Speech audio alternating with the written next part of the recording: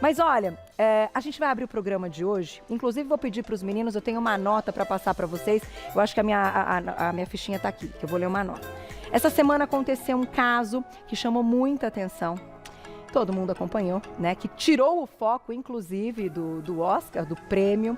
Então, a gente achou necessário tocar no assunto e falar de alopécia. Convidamos, então, ele que é tricologista, Dr. Álvaro Fortes. Bem-vindo. Obrigado. Muito prazer recebê-lo. Obrigado. Claro que a gente vai falar dos tipos, vamos entender. Você trouxe alguns exemplos. A gente tem aqui até uma tecnologia para a gente falar um pouco também de diagnóstico. Mas antes eu vou ler a nota para vocês, para a gente contextualizar o assunto. Então, a cerimônia do Oscar 2022 ficou marcada pela agressão do ator Will Smith contra Chris Rock durante a premiação mais importante do cinema. Acho que todo mundo acompanhou. Chris levou um tapa no rosto após Will Smith se irritar com o comentário feito pelo ator sobre Jada Pinkett Smith, que tem a cabeça raspada por conta da alopécia, uma condição capilar que causa a queda de cabelo. Já deixando claro que nós não vamos colocar em discussão aqui o que foi certo e o que não foi, violência. De repente, as redes sociais, né, tomaram partido, as pessoas, né, doutor, colocando ali. Gente, o caso, eu acho que a gente acaba gastando tempo com uma coisa que não é a discussão. A discussão é entender o caso e acolher as pessoas, né, que neste momento tem esse diagnóstico. Acho que vocês concordam. Então, para a gente começar, doutor, explica o que é a alopécia, né, os tipos de alopécia. Bom, a gente tem a alopécia como sendo a perda dos cabelos. O nome vem do grego alopex, que na verdade se relaciona com o fox, que é a raposa, que em períodos ela troca de pelo. Então faz menção ao termo alopécia. Nós temos alopécias que são cicatriciais e alopécias não cicatriciais. As mais comuns que a gente conhece, que a gente vê na grande maioria das pessoas, principalmente nos homens, é a alopécia androgenética. Então ela está sendo responsável, os hormônios androgênicos estão sendo responsáveis pela queda de cabelo. Então a gente vê, por exemplo, esse tipo de imagem, uma pessoa que tem a parte anterior da cabeça sem cabelos e a parte lateral, que era aquela coroinha do vovô, com cabelo. Aqui não responde ao hormônio e aqui responde ao hormônio. Perde os cabelos, aqui não perde. Entendi. Então isso é uma questão progressiva, mais comumente nos homens, mas acometem as mulheres. No caso em tela, que a gente tem visto, são várias as doenças que podem ocasionar a perda de cabelo. O que se fala mais é a alopecia areata, que é uma doença autoimune e que estaria relacionada por algum gatilho, que ela sofreu esse gatilho e aí teve uma queda. Não se sabe se realmente é essa a doença que ela tem. A gente só tem especulações pela imprensa norte-americana sobre isso. Mas basicamente a alopecia areata é aquela que você tem uma perda abrupta dos cabelos, pode ser reversível ou não e pode durar por muito tempo. Você pode perder uma parte do cabelo, normalmente em placas, ou você perde o total. Então isso é uma condição que pode ocorrer nas mulheres mais comuns do que nos homens. Mas, doutor, até pensando numa questão, eu já ouvi que alguns relatos, né, de mulheres que têm a alopecia areata, que se inicia muitas vezes na infância. Isso é verdade? É mais comum por ser uma doença autoimune ou pode iniciar em qualquer momento da vida? Pode iniciar em qualquer momento da vida. A ocorrência da alopecia areata é entre 0,2% a 2% da população. Está mais presente na segunda década de vida. É o que a gente encontra mais frequente, mas pode acontecer em crianças. Ela é tratável com alguns tratamentos que a gente hoje pode colocar como imunoterapias, como terapias tópicas, que podem auxiliar. Às vezes, se esse gatilho foi algum processo de estresse, seja uma doença, ou seja algum processo cirúrgico que a pessoa passou, algum problema familiar, alguma coisa que esteja relacionada pontual, você pode detectar isso e você vê na sequência um tratamento que pode ajudar o paciente. Até a retornar, então, ao crescimento. E o importante daí é que essas pessoas que sofrem essas doenças, ninguém pode mensurar a dor de uma paciente dessa, né? E muitas vezes esse processo causa um isolamento social. E aí vem muito de acordo com o que você falou no começo do programa. As pessoas aceitam aquele processo, se isolam socialmente e acabam aceitando aquela vida de isolamento. Então a gente vê pessoas que lutam contra isso, mas nem sempre é fácil. E o que hoje a gente vai falar também, claro, de tratamentos até para casos, então, de queda, mas que não sejam alopécia, né? Exato. Eu vou colocar só uma primeira imagem para a gente conversar um pouquinho sobre esses sinais. Então, quando procurar ajuda. Então, ampliação da risca mediana pode ser um sinal? Pode, é um sinal. Tem que notar, né? Tu tem que prestar atenção, tem que né? prestar atenção. Couro cabeludo queimado pelo sol e aquele rabo de cavalo que vai ficando cada vez menos volumoso. Como que a gente sabe? Quando a gente dá mais voltas no elástico, não é? Eu penso dessa forma. Você vai vendo e fala, não, tô dando mais voltas do que eu dava antes, talvez esteja com uma queda de cabelo. No entanto, quando a gente fala da doença, então da alopécia, por ser autoimune, é uma queda brusca, abrupta, que pode ser de todo ou de parte do... Agora, quando a gente fala, então, de outro tipo de queda de cabelo, que vai acontecendo, que a gente sabe que são inúmeros os gatilhos e o estresse está envolvido, pós-Covid está envolvido, Exato. né? Muitas 40% situações. da população que sofreu Covid tem queda de cabelo. Normalmente, doutor, é essa região que vai perder cabelo, seja qual for o tipo de queda de cabelo. No caso das alopécias que são cicatriciais, ou sejam elas não cicatriciais, nós temos inúmeras delas. Mas é importante você observar o volume que você tem de perda. Tá. Então, você tem uma queda que é normal, porque é o ciclo capilar, entre 15% desses fios estão trocando, você perde 100, 150 fios por dia. Tá. Então, é comum você encontrar no banheiro, você encontrar no travesseiro alguns fios. Quando você começa a perceber que esse volume está maior do que já era, esse é o primeiro sinal de alerta. Tá. Se esse volume progride gradativamente por 3 semanas, opa, já é um sinal de alerta. Agora eu preciso buscar um auxílio, seja para fazer um tratamento, seja para buscar a causa ou fazer exatamente o diagnóstico daquilo que você tem. Entendi. Né? E aí, como você apresentou, a rarefação na linha média, ela é um sinal de que você está perdendo o cabelo. Quando você fala que o couro cabeludo está queimado, é porque você não tem fios que protegem o couro cabeludo. Sim. Então você começa a perceber. E algumas das doenças, elas começam com o afinamento gradativo dos fios. A alopécia androgenética, que também acomete as mulheres, ela vai afinando os fios gradativamente. Então você vai ver menos volume no teu cabelo. O fio vai crescendo mais fininho. Mais fininho. Vou lá e já volto, doutor, para a gente falar então do diagnóstico, que hoje então é considerado, né, um diagnóstico, enfim, como a gente chega nesse diagnóstico preciso, você vai mostrar isso a tecnologia. Eu vou dar algumas ideias. E vamos falar um pouquinho de alguns exames também que podem ser feitos. Volto já. Vamos lá. Daqui a pouquinho tem perguntinhas do público no @VocêBonitaTV.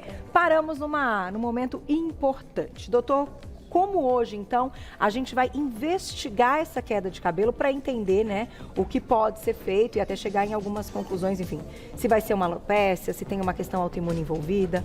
Tá joia. Nós temos diversos artifícios que nos ajudam a fazer o diagnóstico. Eu acredito que o mais importante é a conversa com o paciente, que a gente chama de anamnese.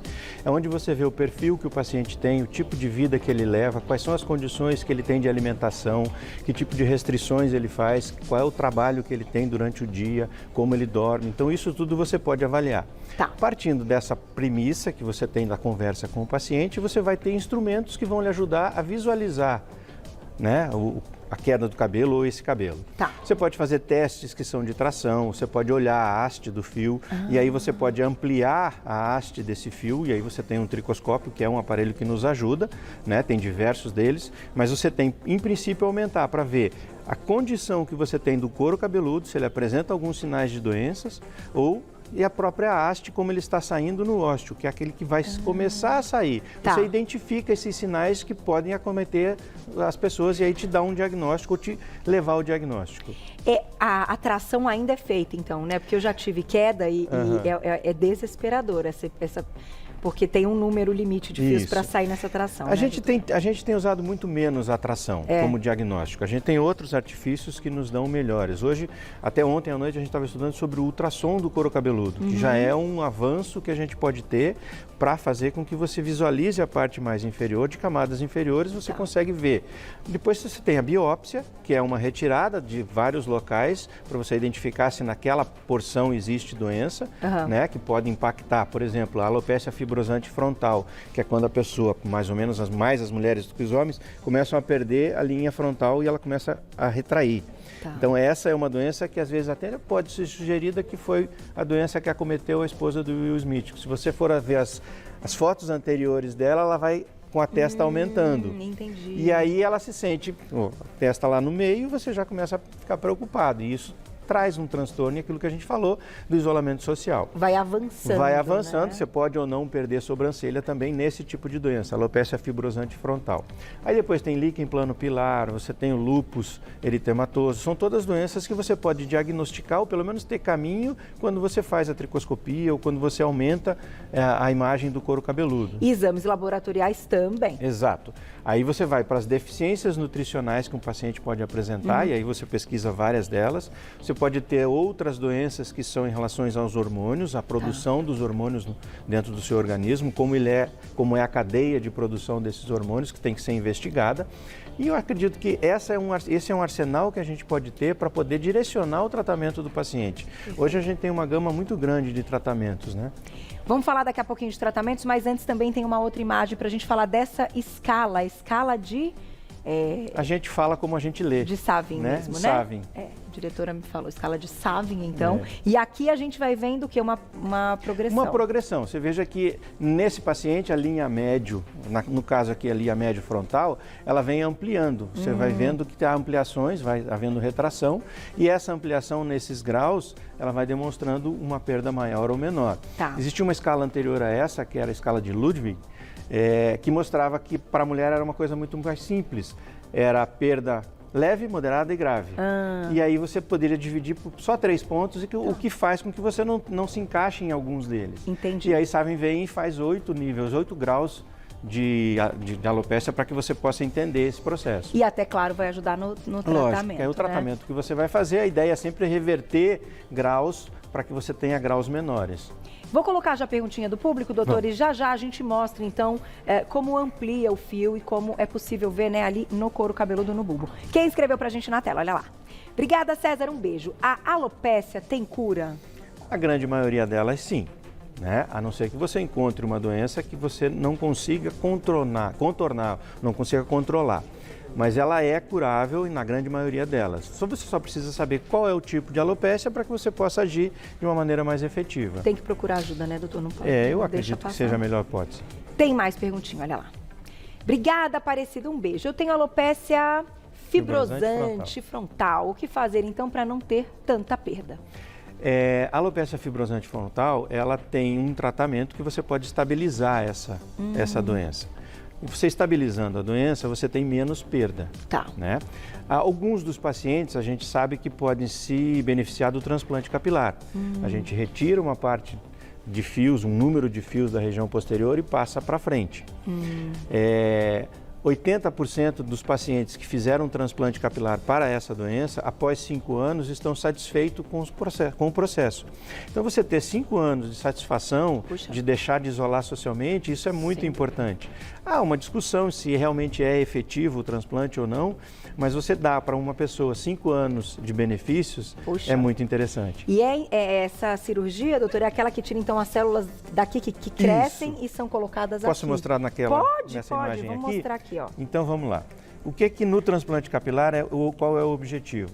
A gente levar toda a estrutura que leva ou que está ao redor do cabelo. Eu retiro toda essa estrutura e transfiro para um outro local. No caso das mulheres, para frente, ou se quer rebaixar a linha frontal, você transfere. Esse cabelo que estava aqui, esse folículo capilar, ele vai ter ciclos, ele vai morrer, vai crescer, vai morrer, vai crescer, ele vai tendo ciclos no novo local onde foi implantado. Puxa, que bacana. Então você muda, você tira uma quantidade e leva uma quantidade para frente, faz uma distribuição. E é uma realidade eficiente, Sim, né? Hoje feito bastante, com né? técnicas mais avançadas, sem muitos cortes, são só pontos em que você retira as unidades foliculares, recuperação muito rápida. Muitos pacientes podem se beneficiar com isso. Tem mais perguntinha, olha lá. Obrigada, Valdomiro. Um beijo. Muitas vezes os cabelos caem por nascer fios novos. Como diferenciar, então, essa situação da alopecia, enfim, ou de uma queda, né, brusca? A gente comentou agora há pouco que é pelo número que você tem de perdas diárias. A gente tem, que é natural essa perda diária, porém, se você observar que essa queda ou esse volume que você está observando, ele é abrupto, é maior em relação aos dias anteriores, você já começa a perceber um sinal de alerta. Então vamos observar quando você perde mais do que você já estava perdendo. Houve uma alteração nessa queda, vai ter uma alteração que você precisa ser investigado. E fronha, né, do travesseiro, no banho. Isso, são locais onde você vai ver, na escova. Na escova, na roupa fica, né? Às vezes tem mais de não sei quantos fios assim já. Varre a casa para você ver a quantidade de fios que tem caídos. Gente. E aí, se você está varrendo a casa, tem um bolinho. Na semana seguinte tem um volume 3 vezes maior, tem alguma coisa errada. Vamos tentar avaliar esse processo e observar se isso é uma queda abrupta. Doutor, vamos aproveitar e mostrar então a sua tela aqui. Os meninos vão fechar na tela, até para a gente ter uma ideia. Então, aqui você já deixou... Eu já deixei uma imagem feita com uma das meninas aqui da produção. Tá. Né? O que a gente pode observar aqui, volume maior. Né? Você tem um aumento em que eu posso observar a condição do couro cabeludo e a condição dos fios. Aqui é uma outra imagem que eu vejo os fios mais finos e fios mais grossos. Então eu posso diferenciar a quantidade de fios que são finos com a quantidade de fios que são mais grossos. Né? Então a gente tem várias imagens. Por exemplo, oleosidade em excesso pode causar também. No caso de algumas doenças, como a alopecia areata, a gente vê quebra dos fios. Então quando você amplia na tricoscopia, você vê o fio quebradinho.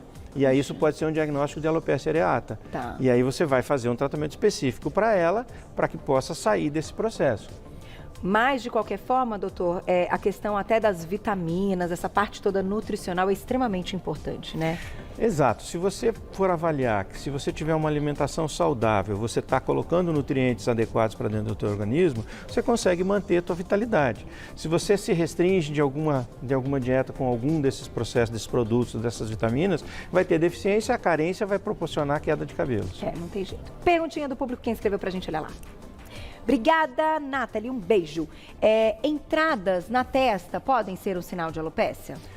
Claro. As entradas na testa, elas são uma condição da alopécia androgenética. No caso dos homens, ela começa pelas entradas e depois vai vindo pelo meio. Tá. Então, você ter entradas é natural com a idade, só que algumas pessoas avançam muito rápido esse processo. E avançando esse processo muito rápido, ela se sente estigmatizada. Mas é um sinal de alopécia, no caso, alopecia androgenética. Doutor, quem usa o cabelo preso muito tempo, que puxa mesmo, também pode ser... Isso, você já está falando de uma alopécia de tração. Tá. Porque você traciona bastante o cabelo e ele vai perdendo. Então, se você vai perdendo esse cabelo por conta da tração, os que vão nascer na sequência, por sofrerem um estresse, um insulto, vão nascer mais finos. Mais finos, aí vai afinando. Exato. Entendi. Minha diretora perguntou se tudo bem lavar o cabelo todos os dias ou se o cabelo cai mais, ou se isso tem... Isso é mito. É mito, né? Não pode tem lavar, problema, não tem né? problema. Desde que você faça os cuidados, tenha um produto adequado para você fazer os cuidados com o seu cabelo e não durma com o cabelo molhado. Né? Porque ele vai acabar fazendo trações, ele vai acabar quebrando durante o sono, né? Então isso é interessante. E tem algumas questões pontuais também, doutor? Vamos supor, então quando a pessoa faz o exame, tá tudo bonitinho, não tá tudo certo e tem ali uma queda, enfim, ela percebeu, o médico já, né, notou também. Então a gente não pode tirar o estresse, né? Alguma coisa pontual e até condições medicamentosas, ou seja, levou uma anestesia, coisa assim, também dão queda de cabelo. Isso a gente chama de insulto, né? Se você, por exemplo, hoje o que é mais comum a gente ver e escutar são pessoas que passaram pelo Covid. Né? Então, passou pelo Covid, 3 semanas depois a queda de cabelo começa a aumentar. Você tem uma gradativa queda e sempre maior. A gente sabe de pessoas que tiveram 2 vezes o Covid. E aí você tem 2 insultos. Esses 2 insultos vão se somar e vão fazer uma queda maior. Então hoje a gente tem muita pessoa que sofreu o processo de doença e aí pode ser não só a doença Covid, mas pode ser uma gripe mais forte, uma febre de origem indeterminada, ou você pode ter um processo de anestesia, como você falou, ou eu precisei trabalhar e fazer algum processo dentário. Você sofreu um insulto, o organismo reconhece isso e ele já responde. E uma das primeiras respostas é a queda de cabelo. Que coisa, né? Então não pode deixar para lá, tem que passar aí pelos exames, tem que procurar um médico. Hoje a nossa realidade, ainda bem, é outra, né? Para devolver qualidade de vida mesmo e porque é um negócio que detona, angustia, não é fácil. Vou deixar o contato do doutor então para vocês lá no Instagram, o @doutorabreviado Álvaro Fortes, tudo junto. @doutorabreviado Álvaro Fortes, tudo junto. Vou deixar o WhatsApp da clínica, que é o 953326935, 953326935. Vocês já encontram o trabalho do doutor, que é tricologista, especializado, então, né, em cabelos. Obrigada, doutora. De Até a nada. próxima, viu? Adorei. Um abraço, Carol. Obrigada.